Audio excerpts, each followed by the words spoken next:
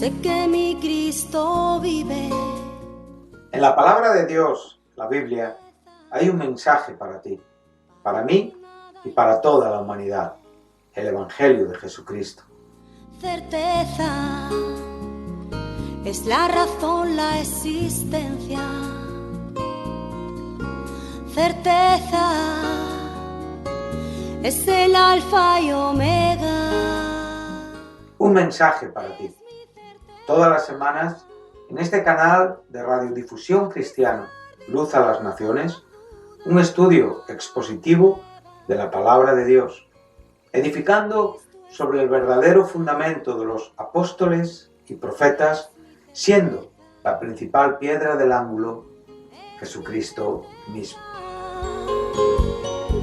Que ni lo alto ni profundo. Síguenos en directo o en cualquiera de nuestros canales y recuerda que Dios tiene un mensaje para ti.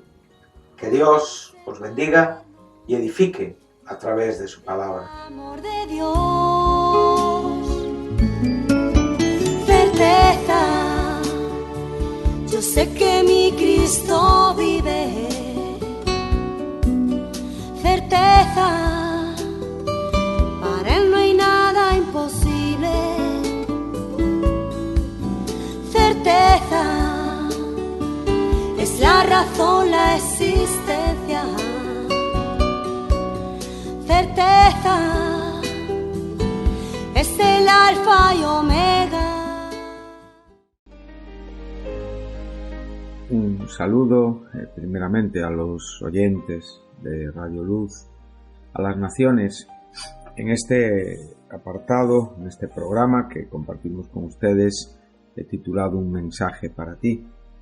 Un programa que en su trayectoria pues venimos compartiendo y venimos hablando de diferentes temas de la Escritura, y a la vez un programa que se compone pues de diferentes participaciones de varios compañeros que juntos tratamos de bendecir a nuestros oyentes a través de la palabra de Dios. Siempre aprovecho pues para saludar a estos compañeros que ya por algún tiempo fielmente nos encontramos en este día para aunar nuestros esfuerzos, para aunar nuestra fe y nuestro corazón en un único propósito, que es transmitir la verdad de Dios a través de nuestros testimonios y a través de nuestra explicación de la Escritura. En este programa trataremos de continuar con lo que nos ha ocupado en este último tiempo, que es un estudio expositivo y exegético de la epístola del apóstol Pablo a los Corintios, más concretamente la primera epístola.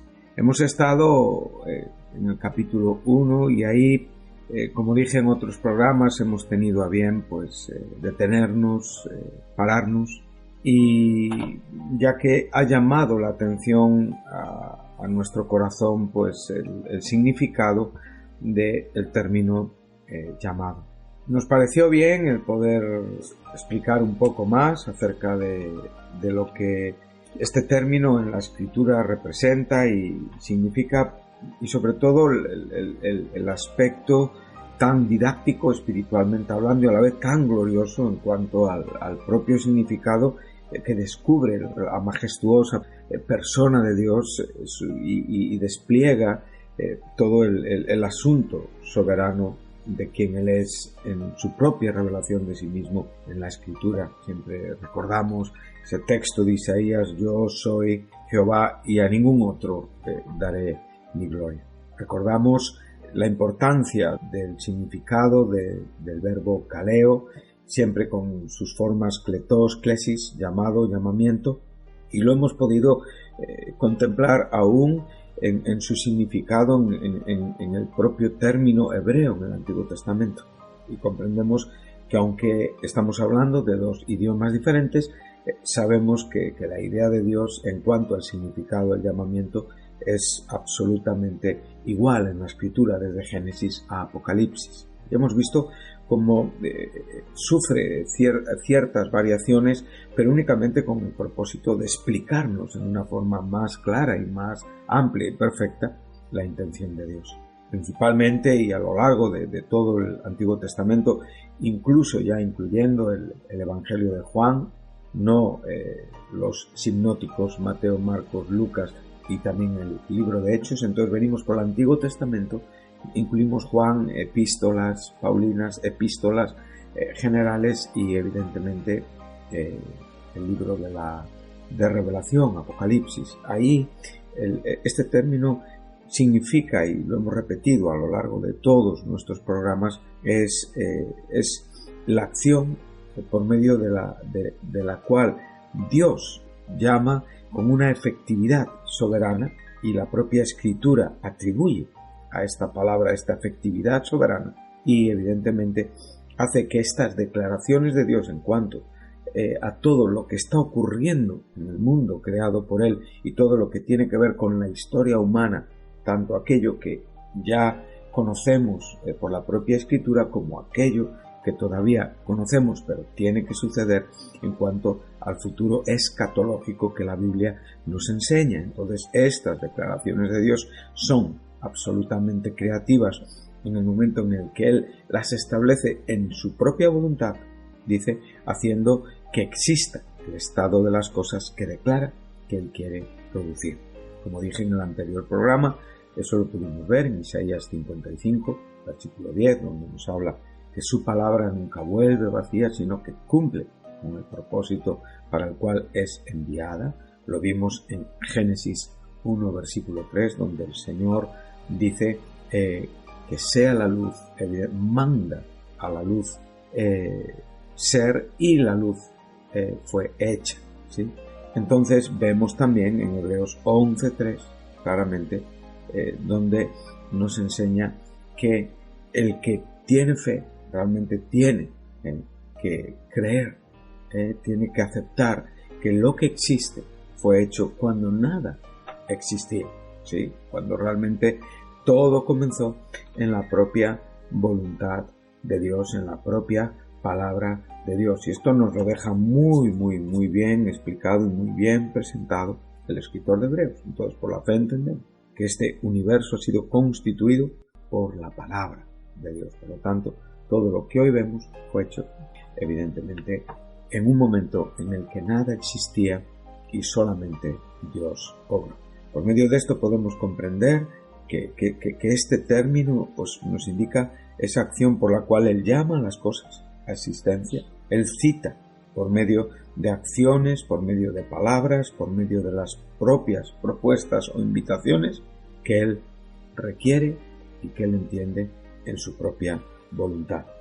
Me gusta cuando el apóstol Pablo, en esta joya que tenemos en la epístola a los Efesios, pues bajo la tinta y la pluma inspirada, está diciendo que Él nos predestinó para ser adoptados hijos suyos por medio de Jesucristo, y ahora dice, según el puro afecto de su voluntad. O sea, porque a Él le ha placido, porque Él ha entendido que es lo correcto. Entonces nosotros somos beneficiados. El benefactor es Él y nosotros somos beneficiados, evidentemente, por ese propósito eterno en el cual Él decide llamar a las cosas para cumplir los propósitos que Él decreta en su sola voluntad, el puro afecto de su voluntad. O sea, todo lo que tiene que ver con las emociones de Dios, todo lo que tiene que ver con los afectos de Dios,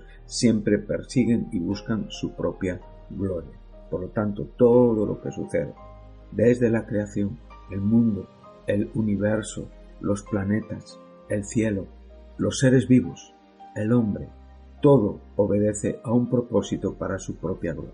Y en el desarrollo de la historia, en cuanto al argumento bíblico, el asunto soberano del llamamiento está presente para darnos a entender que en Cristo es donde el propósito de Dios se aúna para dar sentido a la razón por la cual todo ha sido hecho desde la eternidad, el tiempo antes del tiempo, en el propio tiempo, o sea, el presente siglo, desde la creación, evidentemente, hasta el regreso de Jesucristo, aunque sabemos perfectamente que ya el siglo venidero está presente en la persona de Jesucristo, pero todavía no resuelto en cuanto a que esto tendrá que empezar a suceder a partir de que Cristo venga y establezca su reino milenario, y también en el estado eterno de las cosas, o la eternidad después de que todo pase en esta era,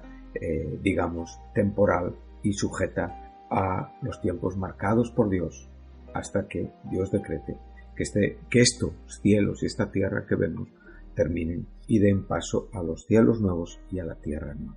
Todo esto debe de conmovernos, todo esto debe de animarnos, y todo esto debe de llevarnos a una reflexión profunda sobre las cosas. Entonces, en la propia elección de este término y de su significado, pues pudimos ver cómo Pablo se distinguía en su propia presentación en cuanto a la epístola que le escribe, y él claramente dice: yo, Pablo, llamado apóstol de Jesucristo por voluntad de Dios. Y después se dirige a la iglesia de Dios que está en Corinto, a todos los santificados llamados a ser santos. Entonces, en esta mañana me gustaría regresar a un texto que estuvimos leyendo también, usándolo para poder disfrutar de este asunto que estamos compartiendo con ustedes, y que se encuentra en el capítulo 51 de la profecía de Isaías. Bueno, Isaías es un profeta estupendo, tiene un contenido maravilloso. Hablamos de 66 capítulos, de hecho se le conoce como la pequeña Biblia dentro de la propia Biblia. Se nos habla que es el Nuevo Testamento, en pleno Antiguo Testamento. Y es un profeta de un lenguaje y de una escritura espiritual maravillosa que no deja a nadie indiferente cuando con corazón la estudiamos y la leemos.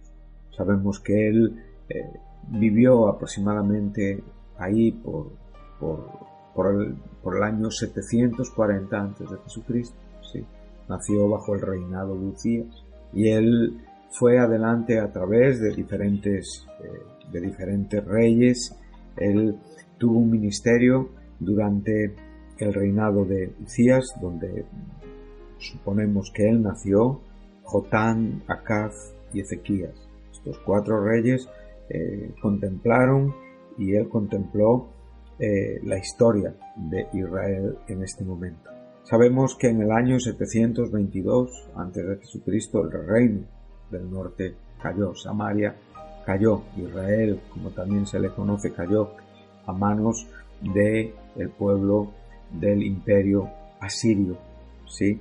Y sabemos perfectamente, nos dice la historia bíblica, que Isaías estaba cuando Sennacherib, el rey asirio, se introdujo a través ya de lo que Jerusalén era, y llegó a los mismos muros, a la misma fortaleza de Jerusalén, y sabemos cómo este rey se humilló ante Dios, y esto nos lo cita el capítulo 37 de la profecía de Isaías, también evidentemente con el libro de los reyes, ahí también lo tenemos. Permítanme que les diga más exactamente el lugar, para no... Es en el capítulo 19 del segundo libro de Reyes. También lo podemos encontrar en el segundo libro de las Crónicas, en el capítulo 32. Entonces ahí vemos cómo Sennacherib llegó a los mismos muros, y vemos cómo este rey se humilló. El profeta estaba presente, y podemos ver cómo en esa intercesión a Dios tuvo a bien, Dios tuvo a bien liberar a Israel en una batalla milagrosa, donde el ángel de Jehová mató a 185.000 asirios en una noche, y no permitió que Judá fuera conquistada por Asiria, por Sennacherib, que había ya conquistado todo el reino del norte, las 10 tribus al norte que fueron separadas en los tiempos del hijo de Salomón, Roboam. Pero bueno, el panorama del pueblo de Dios era un panorama terrible, triste. Judá es liberado por la pura misericordia de Dios. Este rey se humilla ante Dios y Dios lleva a cabo una batalla milagrosa donde su mano soberana es capaz de vencer a un imperio temido en aquel entonces por el mundo conocido. Los asirios eran implacables y venían con paso fuerte, y ahí quedaron ante un ejército en una condición, en una situación menor, de muchas menos posibilidades, pero que sin embargo la acción y la intervención de Dios declinó la balanza al lado del pueblo amado de Dios, Israel. Aunque cuando hablamos de Israel en esta historia nos estamos refiriendo al reino del norte, ¿sí? Pero cuando hablamos de Israel también nos referimos a Jacob, a ese pueblo donde a ese santo se le cambió el nombre y se le dijo: no serás más llamado suplantador, sino tu nombre será Israel. Bueno, hemos visto que Isaías vivió bajo estos 4 reyes, posiblemente fue martirizado en los tiempos del hijo de Ezequías, Manasés, terrible rey, y a la vez podemos ver cómo en ese capítulo 37 Dios le da esa victoria tremenda, y en el capítulo 38 y 39 se nos enseña cómo Ezequías recibe a los enviados de Babilonia, ¿sí?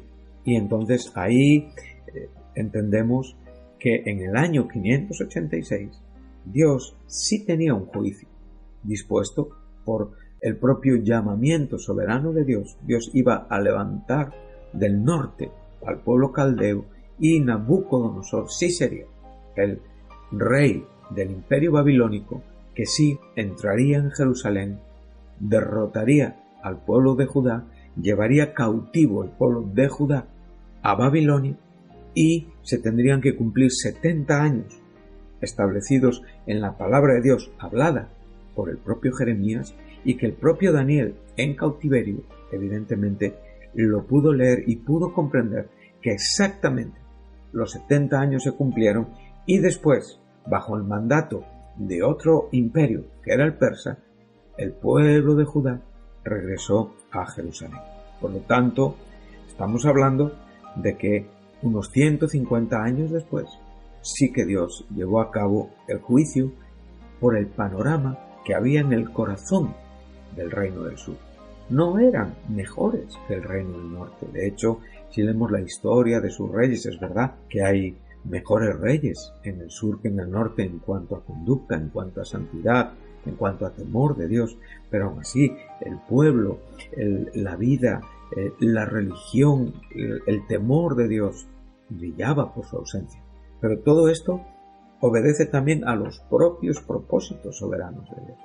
Entonces vemos como Dios, a la vez que Él ejecuta sus juicios, que están relacionados con los comportamientos que realmente merecen el castigo y merecen la disciplina y merecen la corrección de Dios, también a la vez el plan soberano de Dios en cuanto a los sucesos que tienen que ocurrir antes de que las cosas hayan sucedido para llevar a cabo el propósito por el cual Él tiene que hacer las cosas, y estos reinos evidentemente tienen que llevar a cabo y tienen que comportarse como Dios determina con sus comportamientos, para que en el fin el propósito de Dios se cumpla.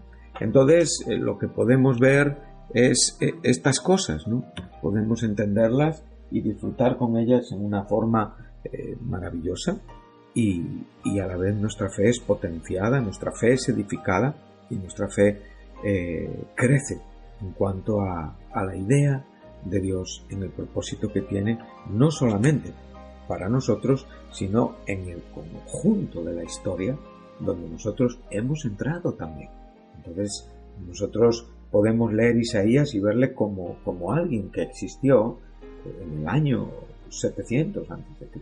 O podemos ver en Isaías el propósito de Dios, donde nosotros también hemos sido incluidos en nuestro tiempo y pertenecemos a un propósito soberano de Dios. Por lo tanto, para nosotros el llamado, el llamamiento es algo que nos distingue, es algo que realmente debe de llevarnos a un temor, a una adoración y a un dar gloria a Dios con el tiempo que nosotros vivamos en este mundo, los cortos años de existencia, y para ello necesitamos leer la Biblia. El cristiano debe de ser fuerte en la Escritura porque en ella va a encontrar su consuelo y a la vez en ella va a encontrar la propia razón, propia historia por la cual nosotros estamos en este mundo.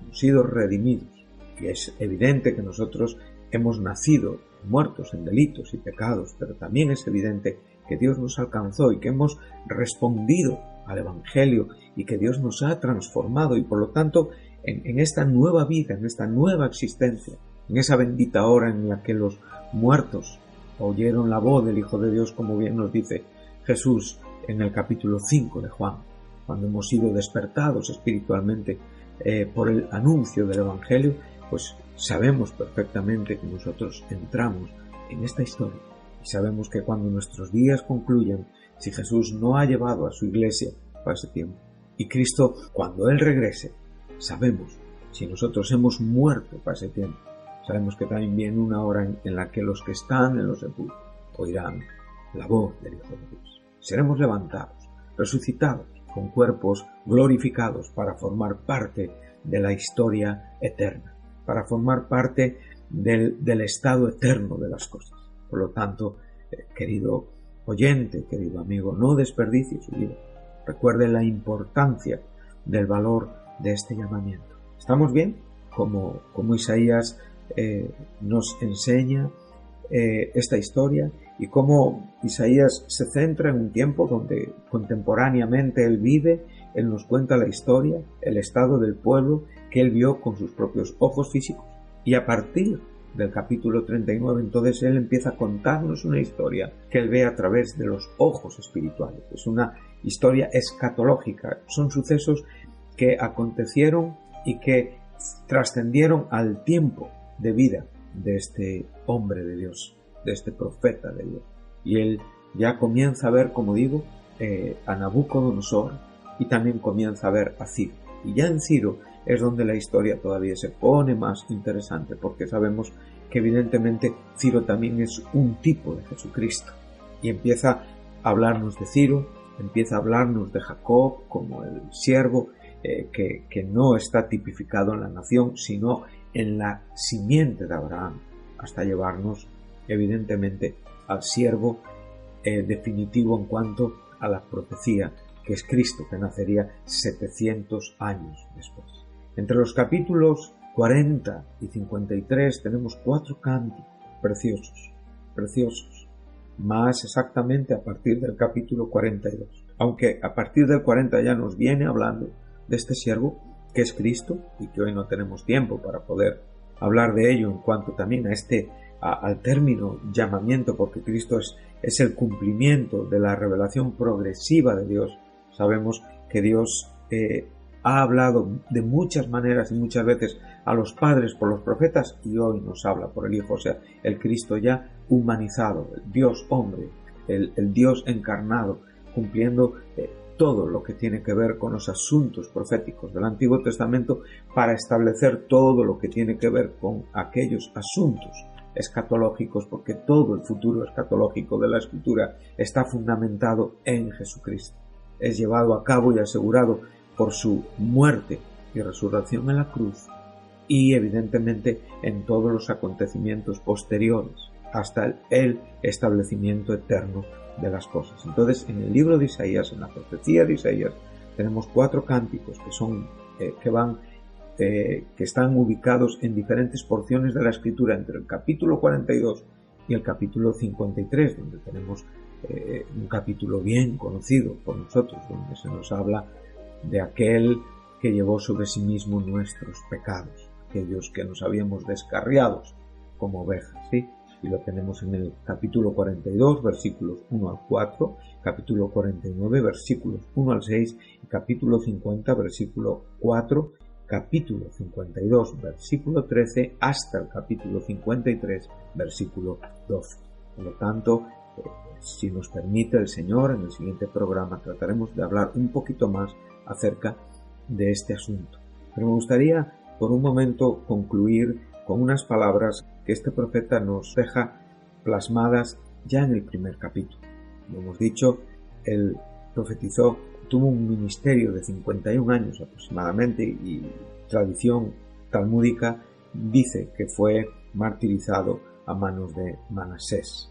De hecho, en el capítulo 11 de Hebreos, cuando nos habla de algunos mártires que fueron aserrados, incluso hay personas, hay teólogos, hay comentaristas que relacionan esas palabras con el propio Isaías. Se nos enseña que él, en cierta manera, tuvo dos partes importantes en su profecía hasta el capítulo 39 y del 39 al 66. Y aquí él está hablando y escribiendo acerca de la condición que este pueblo tiene en los momentos en los que él comienza su ministerio.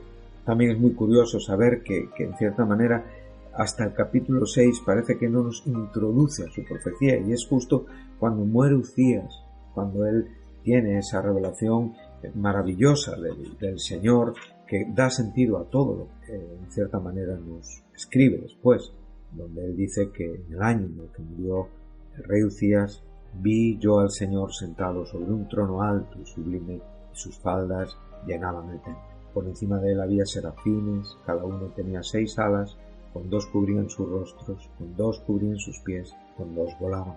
Y el uno al otro daba voces diciendo: Santo, Santo, Santo, Jehová de los ejércitos. Toda la tierra está llena de su gloria. Y los quiciales de las puertas se estremecieron con la voz del que clamaba, y la casa se llenó de humo. Entonces dije: ay de mí. En este momento el profeta se identifica con la condición tremenda y terrible de un pueblo pecaminoso.